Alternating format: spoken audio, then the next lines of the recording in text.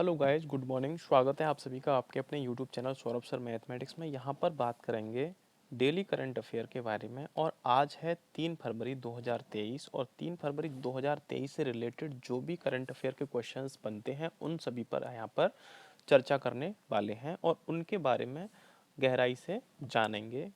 और यदि आप railway, SSC, state, PAT, KBS, bank आदि एग्जाम्स की तैयारी करते हैं तो यह आपके लिए काफ़ी महत्वपूर्ण है। करंट अफेयर का सेशन आपके लिए सुबह 6 बजे मिलता है। 6 बजे आपको प्रतिदिन करंट अफेयर के कुछ महत्वपूर्ण प्रश्नों को लिया जाता है जो आपके एग्जाम की दृष्टि से काफ़ी महत्वपूर्ण रहते हैं। तो गाइस, सेशन को पूरा देखें, स्किप ना करें। सेशन पर पहली बार विजिट कर रहे हैं तो चैनल को सब्सक्राइब कर लें और पास में बेल आइकन को अवश्य दबा लें, जिससे कि और भी आने वाले सेशंस का नोटिफिकेशन आपको मिल सके और आप अपनी तैयारी को बेहतर कर सकें। साथ ही आपको इस सेशन के लास्ट में एक क्वेश्चन पूछा जाएगा, उसका आंसर आपको कमेंट करके बताना है कि उसका आंसर सही क्या है। पहले देखते हैं यहाँ पर क्वेश्चंस को कि किस तरह के यहाँ पर क्वेश्चंस हैं। तो यहाँ पर आता है आपका क्वेश्चन नंबर फर्स्ट है कि किस भारतीय अमेरिकी को US a house permanent select committee on intelligence का सदस्य नियुक्त किया गया है। तो किस भारतीय अमेरिकी को US house permanent select committee on intelligence का सदस्य नियुक्त किया गया है?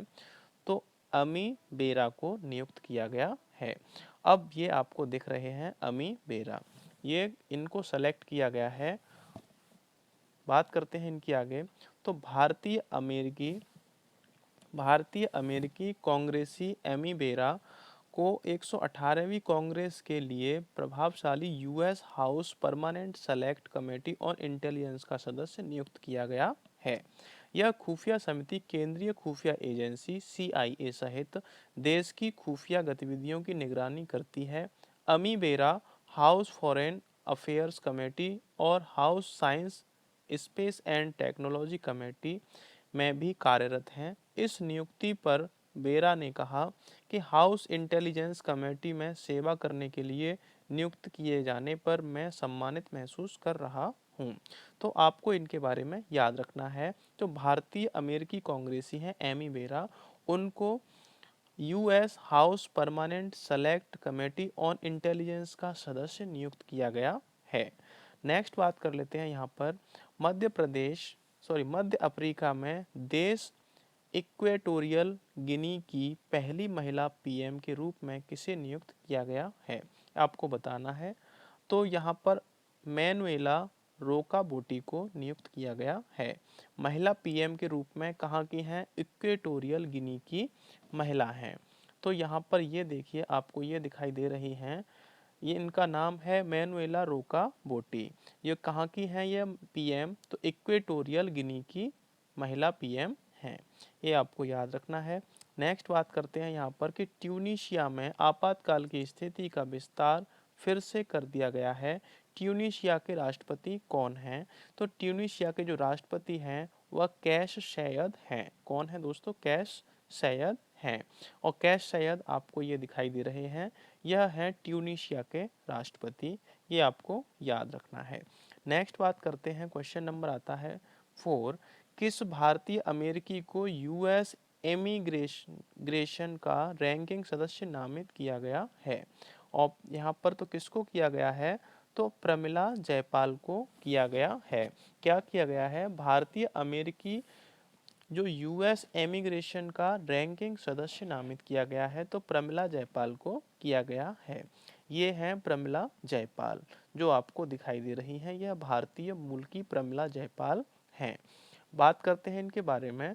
तो ये भारतीय अमेरिकी प्रमिला जयपाल को यूएसए में इमिग्रेशन के लिए हाउस जुडिशियरी कमेटी के पैनल का रैंकिंग सदस्य नामित किया गया है। जुडिशियरी कमेटी के पैनल के रैंकिंग सदस्य के लिए नामित होने वाली वह पहली दक्षिण एशियाई मूल की महिला बनी हैं। प्रमिला का भारत में चेन्नई के भी खास कनेक्शन है। उनका जन्म चेन्नई के ही एक मलयाली परिवार में हुआ था। जयपाल इस उप समिति के रैंकिंग सदस्य या अध्यक्ष के रूप में सेवा करने वाली पहली अप्रवासी हैं। ये आपको याद रखना है। तो प्रमिला जो हैं, प्रमिला जयपाल, उनका जन्म कहाँ हुआ था? तो चेन्नई के एक मलयाली परिवार में हुआ था, जो मलयालम भाषा बोलते हैं। और जयपाल जो हैं उस उप समिति के रैंकिंग सदस्य और उप अध्यक्ष के रूप में सेवा करने वाली पहली अप्रवासी हैं। ये आपको याद रखना है। नेक्स्ट क्वेश्चन की बात करते हैं। क्वेश्चन नंबर 5 है, भारत की अध्यक्षता में G20 की पहली सस्टेनेबल फाइनेंस वर्किंग ग्रुप की बैठक कहाँ आयोजित की जा रही है? तो वह गुवाहाटी में आयोजित की जा रही है। G20 की पहली सस्टेनेबल फाइनेंस वर्किंग ग्रुप की जो बैठक है गुवाहाटी में की जा रही है आयोजित। और गुवाहाटी कहाँ है? तो गुवाहाटी असम राज्य की राजधानी है। ये भी आपको याद रखना है। साथ ही बात करते हैं G20 के इस पॉइंट की। तो भारत की अध्यक्षता में G20 की पहली सस्टेनेबल फाइनेंस वर्किंग ग्रुप की बैठक असम की राजधानी गुवाहाटी में आयोजित की जा रही है। केंद्रीय बंदरगाह, नौवहन, जलमार्ग और आयुष मंत्री सर्बानंद सोनोवाल ने G20 सदस्य देशों के प्रतिनिधियों से स्थायी जीवन शैली को एक जन आंदोलन बनाने के लिए सामूहिक रूप से कार्य करने का आग्रह किया है। बैठक में G20 के सदस्य देशों, अतिथि देशों और विभिन्न अंतर्राष्ट्रीय संगठनों के 100 से अधिक प्रतिनिधि भाग ले रहे हैं। ये आपको याद रखना है। तो कौन है आयुष मंत्री? तो सर्बानंद सोनोवाल हैं। G20 सदस्य देशों के प्रतिनिधियों से स्थायी जीवन शैली को एक जन आंदोलन बनाने के लिए सामूहिक रूप से कार्य करने का आग्रह किया है। तो कहाँ पर हो रही है सस्टेनेबल फाइनेंस वर्किंग ग्रुप की बैठक? तो दोस्तों गुवाहाटी में हो रही है। और किसकी राजधानी है? तो असम की राजधानी है। ये आपको याद रखना है। नेक्स्ट बात करते हैं, हाल ही में बंगाल सब एरिया के नए जनरल ऑफिसर कमांडिंग GOC के रूप में कार्यभार ग्रहण किया है। तो किसने किया है? H धर्मराजन ने किया है। दोस्तों इस सेशन को पूरा देखें। इस सेशन के अंत में प्रश्न भी करवाए जाएंगे जो MCQ टाइप के होंगे इन्हीं क्वेश्चंस पर आधारित। तो कौन है दोस्तों जो हाल ही में बंगाल सब एरिया के जनरल ऑफिसर कमांडिंग यानी GOC के रूप में कार्यभार ग्रहण किया है? तो H धर्मराजन ने किया है। ये देखिए, ये है H धर्मराजन। अब बात करते हैं इनके बारे में। ये H धर्मराजन है। मेजर जनरल H धर्मराजन ने बुधवार को बंगाल सब एरिया के नए जनरल ऑफिसर कमांडिंग GOC के रूप में कार्यभार संभाला है। H धर्मराजन अति विशिष्ट सेवा मेडल, सेना मेडल बार, विशिष्ट सेवा मेडल से सम्मानित हैं। वह मेजर जनरल राष्ट्रीय रक्षा अकादमी, खंडक वासला जो खड़क वासला है आपका, भारतीय सैन्य अकादमी, IMA देहरादून और रक्षा सेवा स्टाफ कॉलेज वेलिंगटन के पूर्व छात्र हैं। उन्हें दिसंबर 1986 में corps of engineers Madras engineer group में नियुक्त किया गया था। ये आपको दोस्तों याद रखना है। ये मेजर जनरल धर्मराजन के बारे में संक्षिप्त विवरण है। नेक्स्ट बात करते हैं। क्वेश्चन है आपका 7 नंबर, इंटरनेशनल क्रिकेट के तीनों फॉर्मेट में शतक जड़ने वाले सबसे युवा क्रिकेटर कौन बने हैं? तो सही आंसर है आपका शुभमन गिल, जो इंटरनेशनल क्रिकेट के तीनों फॉर्मेट में शतक जड़ने वाले सबसे युवा क्रिकेटर हैं शुभमन गिल। ये देखिए, ये है शुभमन गिल।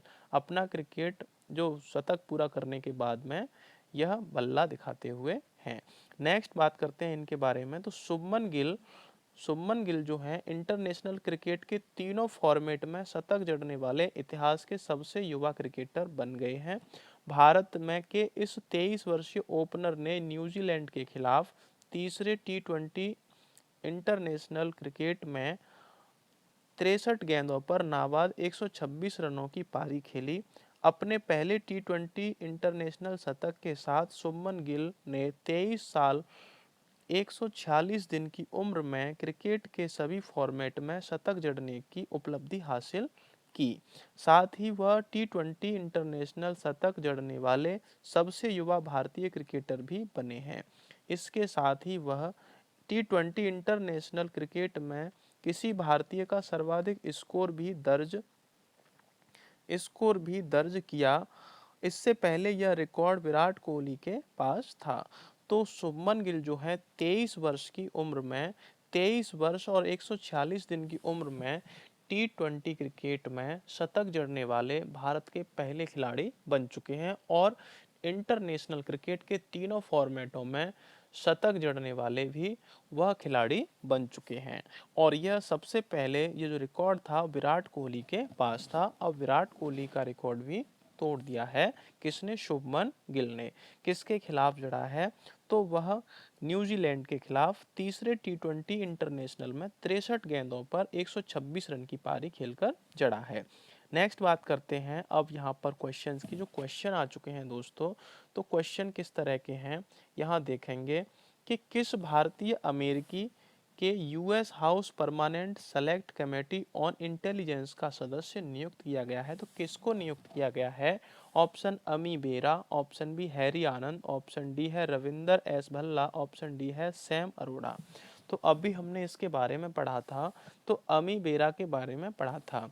अमी बेरा को US house permanent select committee on intelligence का सदस्य नियुक्त किया गया है। नेक्स्ट बात करते हैं, क्वेश्चन आता है आपका नेक्स्ट, इंटरनेशनल क्रिकेट के तीनों फॉर्मेट में शतक जड़ने वाला सबसे युवा क्रिकेटर कौन बने हैं? ऑप्शन दे रखे हैं, option A Ishan Kishan, option B Surya Kumar Yadav, option C Shubman Gill, option D Prithvi Shaw. तो इसका जो करेक्ट आंसर है शुभमन गिल राइट आंसर हो जाएगा। अभी किसके बारे में बात की गई थी? तो शुभमन गिल के बारे में। नेक्स्ट बात करते हैं यहाँ पर, किस भारतीय अमेरिकी को यूएस इमिग्रेशन का रैंकिंग सदस्य नामित किया गया है? ऑप्शन दे रखा है A Kiran Ahuja, option B Dimple Ajmera, option C Harry Sidhu, option D Pramila Jayapal. तो इसका जो करेक्ट आंसर है दोस्तों प्रमिला जयपाल, ऑप्शन डी आपका राइट आंसर हो जाएगा, जिन्हें के जो भारतीय अमेरिकी हैं और यूएस इमिग्रेशन का रैंकिंग सदस्य नामित किया गया है।